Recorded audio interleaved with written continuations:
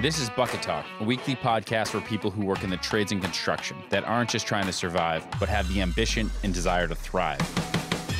The opportunity in the trades and construction is absolutely ridiculous right now. So if you're hungry, it's time to eat.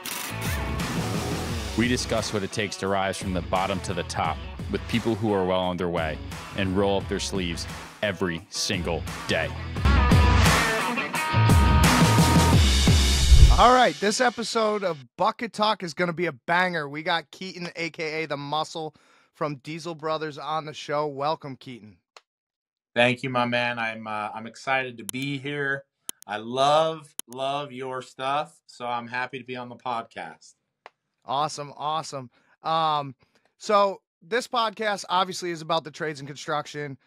You have gotten down and dirty with Diesel Brothers. You've done some crazy stuff.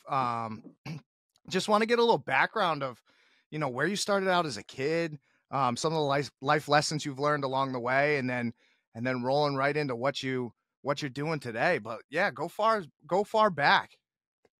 You know what, dude? So it's kind of simple. I've always been just a nut job with anything that had to do with a motor. I love anything with a motor. So, dude, as far back as I can remember, I was a motorhead. I was a guy that wanted to tear shit apart, break stuff, ride stuff, anything that you could put gasoline in, I was all about. So, dude, as I got kind of older, that's kind of what I focused on. In fact, my first vehicle for me was a rundown Bronco that I had to tear apart and pretty much put back together.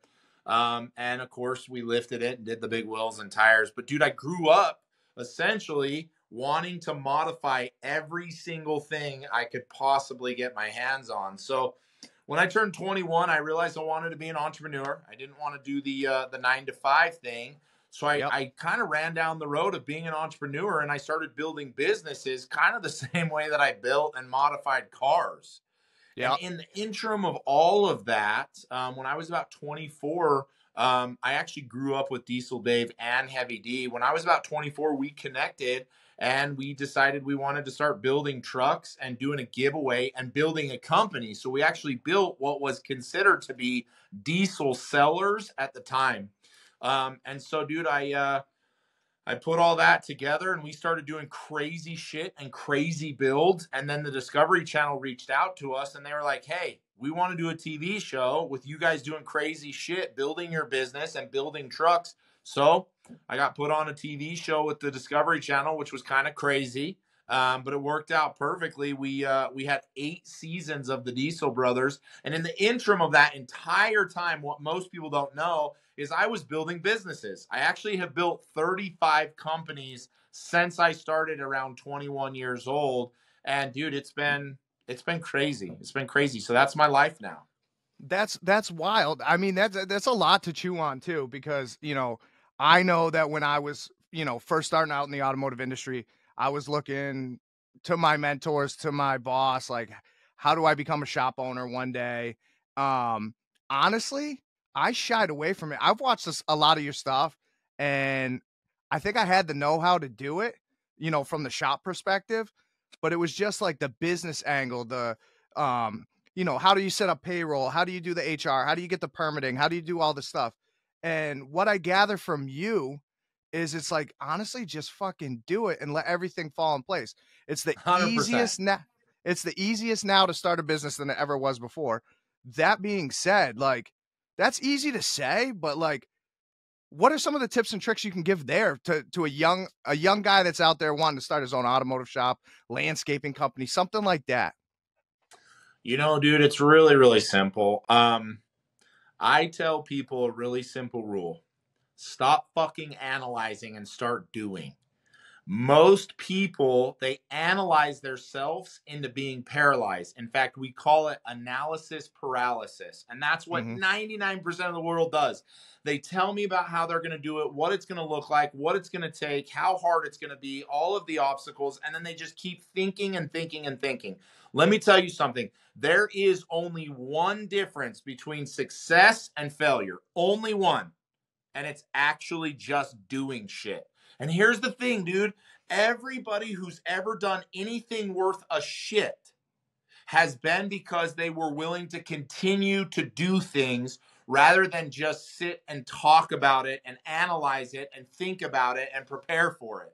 So for those of your listeners that are listening, they're like, dude, what do I do? Like, if I really want to get something, whatever it is, dude, the job you want, the business you want, the life you want, whatever it is, the bottom line is you got to fucking do. If you can't do, you're going to continue for the rest of your life thinking about what you should do. And then when you go to your deathbed, which a lot of people do, you go to your deathbed with this thought like, holy shit, dude, I thought myself through life and I didn't do through life what I should have. Yeah. Yeah. No, and that's an awesome piece of advice to take away. There was one thing that my boss said to me a while back, and when you get into your 30s and 40s, you start to realize that like there's a lot more on the table. There's a lot more risk involved. So when you're, 19, 20, 21, 22, and you don't have things like a house, a mortgage, a family, all these responsibilities, failure at the time is just like, what are you going to lose? Like, what are you going to lose at that point in time? So actually you should be primed to start a business and fail then and continue the process until something gets going. Dude, 100%. That's the problem is, what are you? So I tell people this all the time. I actually do this exercise. I mentor now, and I do this exercise with people. What are you afraid of? What's keeping you from doing, right? And if most people would stop thinking about what they're afraid of and actually go through the process of what worst case scenario is, right? Mm-hmm. So what if I start a business and it fails? What if I get that job and I can't perform? What if I can't do this? Dude, go to the very worst. Go to the worst case scenario and find out really quickly it's just not that bad. You know what would suck? Is going to your deathbed knowing you had all this potential and you fucked it off by not doing anything. Well, maybe it is that simple. I mean, obviously you're showing it through action that it is that simple, but like you started somewhere. You started grinding it out. Like where you are now is a product of hard work and grit and all the determination that you have. But like, where were you when you first started turning businesses? What was your first business? So, dude, I was, my first business off the record before I went to taxes and had, had like an actual business. I actually started doing athletic training when I was like, I think 17 or 18. Yep. I graduated high school. I went and played college football, and I came home and I had tons of parents in the community that wanted me to train their kids on how to become better athletes. So I was like, okay, cool, I'll do it. Dude, I didn't have a business license. I didn't have insurance. I didn't have anything. But you know what I did have? I wanted to make a ton of money. That's it. That's all I wanted to do. So I was like, I'm just going to do it, dude. I didn't even have the right equipment. I would show up at a stadium and make them do shit at a stadium. Because again, dude, the difference between me and most people, even from the age of 17, was I was like, I'm just going to do this shit and figure it out along the way. Whereas, you know what most people would have done? They would have said, oh shit, I have a business idea. Cool. Let's go register the business. Now let's do the tax stuff. Let's open up a bank account. Let's make sure we have a name and a logo. Oh, we should get a website. We should do this. And then we should have this program. And then I need to go buy all of this equipment. Well, guess what? At 17, I don't have any money. Oh, I guess I'm not going to do it. The bottom line is that you got to fucking do. You got to be in a place where you're just willing to do. And when you do, you're going to make mistakes. Be willing to make the mistakes. The only mistake you shouldn't make is the one that you don't do anything. And that's, hopefully, and I don't know your demographic or the people that are listening to this. A lot of them resonate. Probably, dude, they probably have killer ideas. Whether it's building a house or chasing a dream or building a business. And I'm telling those who are listening right now, that shit will die with you if you do not choose right now to make the change of actually doing rather than talking about it. Go build the house. Go buy the plane. Go build the business. Go take the job. Go do and be whatever it is, but do it. Stop talking about it. Stop thinking about it. Stop wishing for it. Go do it. Dude, I'm not special. Dude, I'm telling you right now, I'm not special. The only thing I'm good at is I'm just like, let's just go do it. If I burn it down, I burn it down, but let's just go do it. Well, and that's what's crazy is our demographic, our group of people that listen to this are doers. They're the people that move America. They're the people that build America. And They're out there doing it every day, whether they're sick and tired, doesn't matter.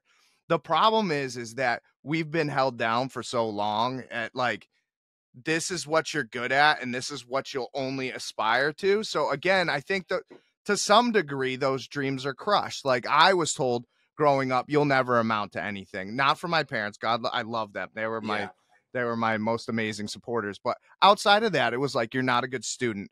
You know, you're borderline a criminal. You know what I mean? Like, so, and it was always somebody telling me that, like, if you don't straighten up or if you don't, you're not going to be something. And then what ended up happening is I started networking with the right group of people, people that were doers and people that were empowers and wouldn't hold you down. And then things started to happen. I started to believe in myself. I started to do, and it took one step, then the next step, then the next step. So you're absolutely hitting on all cylinders with the people that listen to this podcast. It'll absolutely resonate.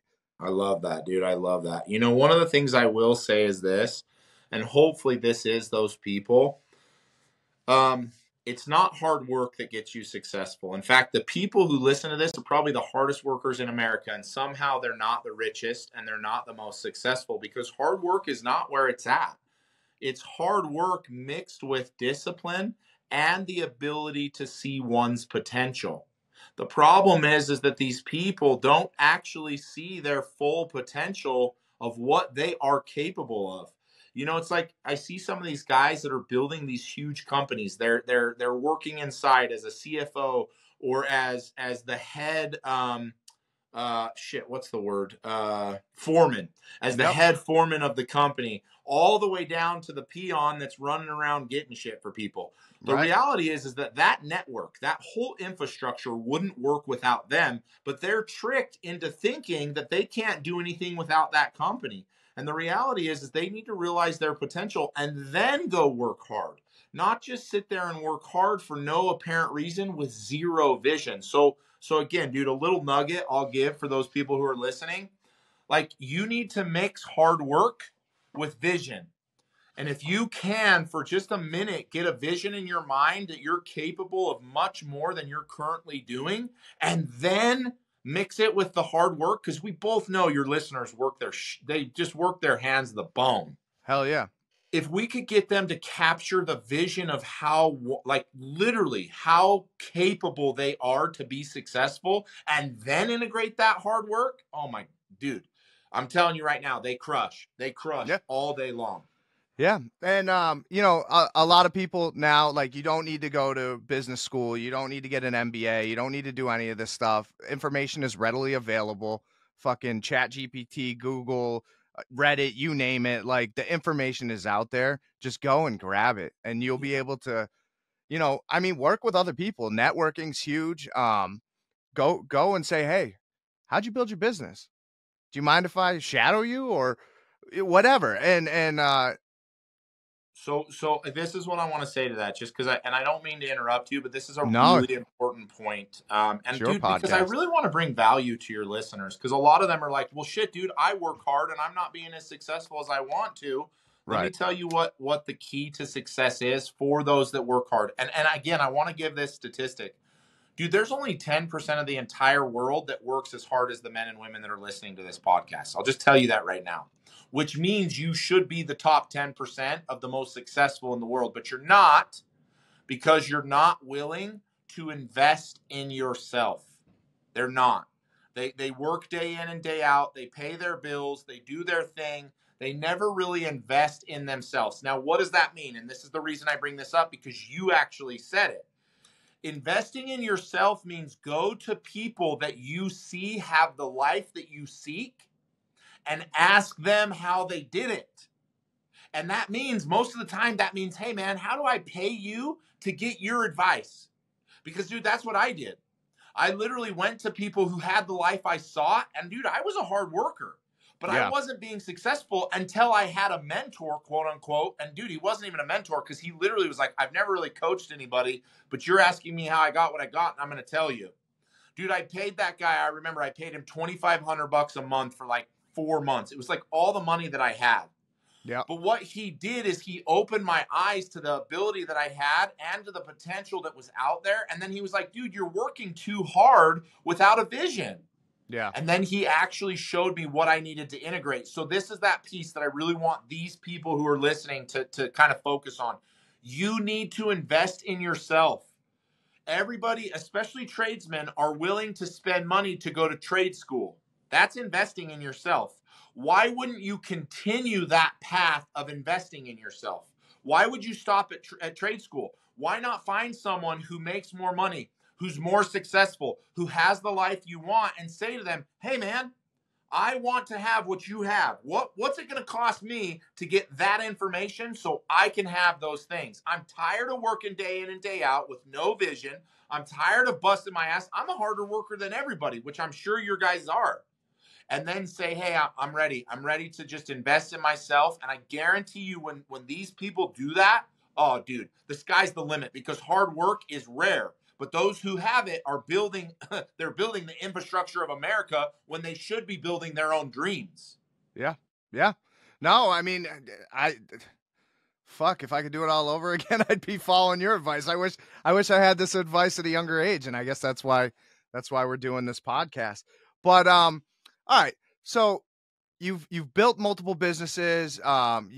What are you guys in your 8th season of Diesel Brothers? I mean, that's insane. I think it's like 8th or 9th season. We actually are done. Our last season was just aired, just less than a year ago. Yeah. We all got tired of it. The Hollywood is exactly what people think it is. It's a bunch of crazy ass people that want to control everything you do. And so we just said, you know what, man, we don't want to do this anymore. And Heavy D said, I'm going to do my own. And that's why he started his YouTube channel, which has been crushing. Yep. And dude, and I kind of got tired of cameras on me all the time anyway. So I was like, I don't want to do this anymore. They definitely were not happy with us. I will tell you that much. They definitely were not happy with us. But we just said, hey, man, we're done. We had our run and we're grateful for it, but we don't want to do this anymore. So we're done with the episode and the show. They've actually since in the last few weeks actually reached out to us wanting to do a new show, and we told them no. So they're not really happy. That's wild. I mean, just to honestly, Diesel Dave, Heavy D, yourself, you guys were all snot nosed at one point in time, and you guys have worked up to now. You're turning down a major network to continue what the fuck you want to do. I mean, you're literally sticking it to the man. That's amazing. Like that. Most of us will have to report to a boss for the rest of our life, and that's you guys embody what we dream about, and that's amazing. What's one of your craziest builds that you were a part of and you liked? If people are familiar with the stuff we did, to this day, my favorite build ever is the Brodozer. That was by far my favorite. And the reason isn't because it was such a cool build, but rather because it was so reliable even after we built it. Dude, we have built and done so many different vehicles, but we have beat the dog shit out of that Brodozer, and it just continues to perform over and over and over again. That's crazy. It's actually, I might be trademark infringing because anytime my son does something, I call him Brodozer. He fucking loves it. He absolutely loves it. But it's what are some of the challenges you guys had over at Diesel Brothers with? I mean, you guys always had to push the envelope. It was always the next best thing. Like, it was always a new build. Like, what was one of your biggest challenges that you guys faced that you guys are like, I don't want to do this anymore? Or, like, how are we going to accomplish this? What was one of the, like, you guys had to have had something looking back going, fuck, For sure, that was insane that we overcame it. This is it's kind of a general, but dude, after you build so many things over 8 seasons, you get into that place where it's like, what else are we going to build, dude? Yeah. We've built buses and motorcycles and boats and cars and trucks and airplanes and I mean, dude, everything. And at some point you turn around and you're like, what's left for us to build? Like plain Yeah. and simple, what's left for us to build? There isn't anything. We can't. We just can't. And that's really the big issue, is that Discovery Channel wanted to keep ringing us out for episodes. And then we were like, well, we're going to build this, or we're going to build this. They're like, well, you've already done that. It's like, yeah, we built everything. So for you to try to string us out, I'm telling you right now, it's not going to work, because we've built everything we could possibly build.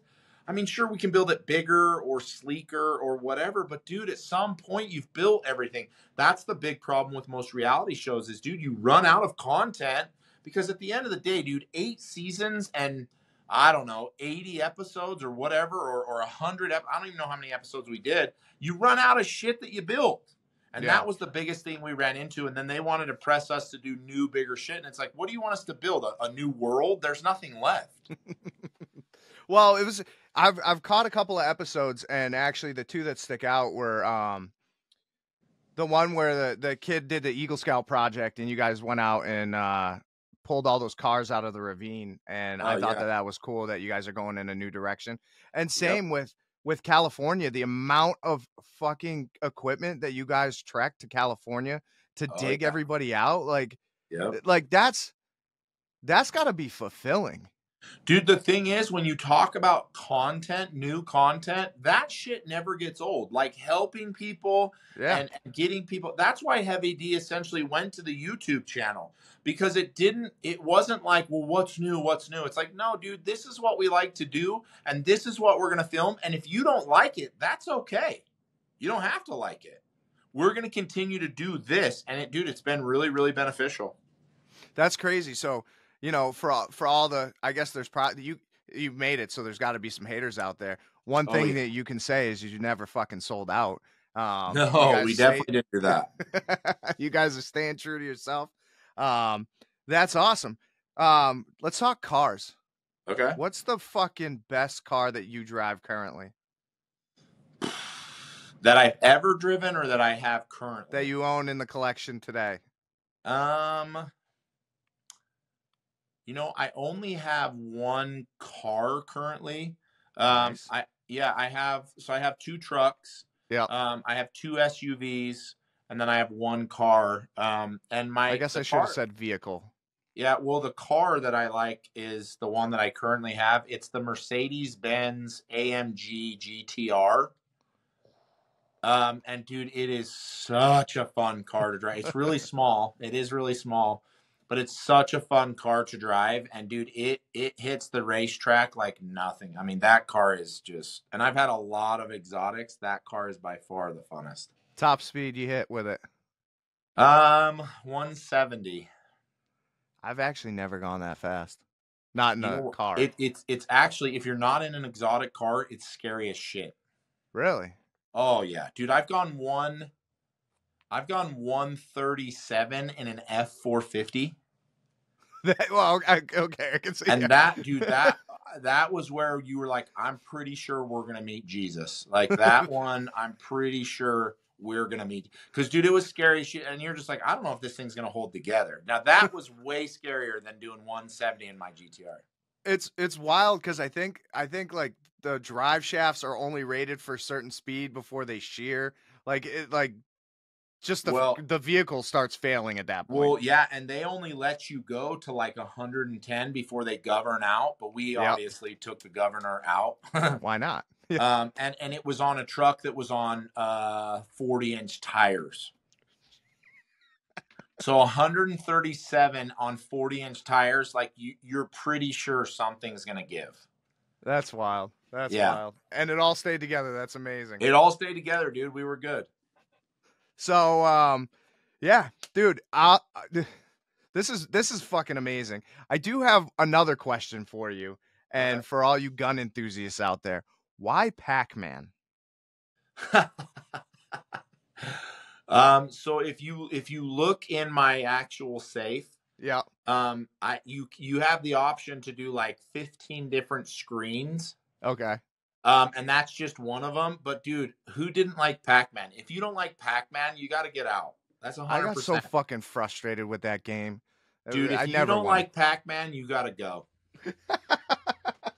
It was odd. And I'm not saying like odd in a bad way. I'm just like, didn't expect it. I mean, here Dude, you got this. listen, it takes talent, and a lot of people aren't ready for that kind of talent. I loved Pac-Man growing up. Dude, I wasn't even really a gamer growing up. I really wasn't. I only played 2 games my entire life, and Pac-Man was one of them. Yeah, I remember playing the original GTA, which like that was in like art class in high school. That was fun. Yeah. But yeah, no, I was never really a fucking gamer either. Yeah, but dude, yeah. so when I put the safe together, I'm like, we gotta have Pac-Man up there. Have to. So the fucking house, dude, that is absolutely fucking gorgeous. And I know the answer to it, but you built that. Yeah. You built it yourself. Yeah, so I literally drew on a napkin what I wanted it to look like at lunch one day. And then I had my buddy who had a general contracting license, Anchor Homes, essentially.